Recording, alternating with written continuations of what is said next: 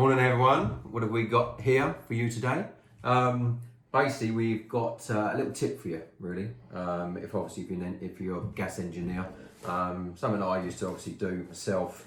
Now it is obviously an older boiler, you still come against them, sorry. So you've got a backseat Potterton, a few other companies use these diverter valves. Now what I'm talking about today is your hot water issue. Now, we all know, obviously, on the engineers, now, if you have a hot water issue and it's going back through the actual central heating system, so it's actually not sealing itself off to give you full temperature, this little activator here, now, see this little hexagon nut, this spins off. So drain the heating system down, don't have to actually do the actual cold mains, drain that down, and what I'm telling you about today is this little thing here. So that goes there. Now this, as we know, is probably £200. This is £50. Now you can either keep one of these on the van or you can change it. You don't have to really change anything else if it is just a hot water issue and it's going down the heating system. So what I used to do, obviously as you know, turn both of the actual flow and return valves off when you're running a hot water.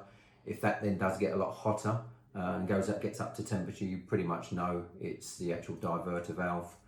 Could be a plate heat exchanger obviously as well, but if it is that, drain the heating down a little bit, unspin this one, and then all you need to do is change this. Take the actual spindle out, which is in there, which goes through, you can probably see it through there.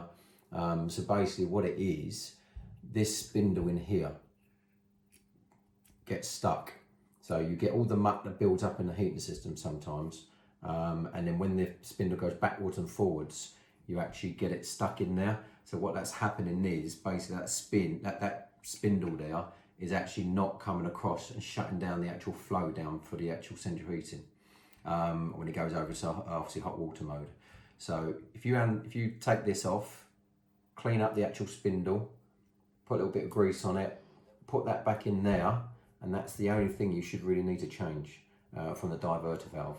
If you've got other issues, then obviously you want to change the whole lot, fair enough, but this will get you out of trouble. So you can actually buy them here at JCA store, come down, like I said, they're about £50, these are about £200.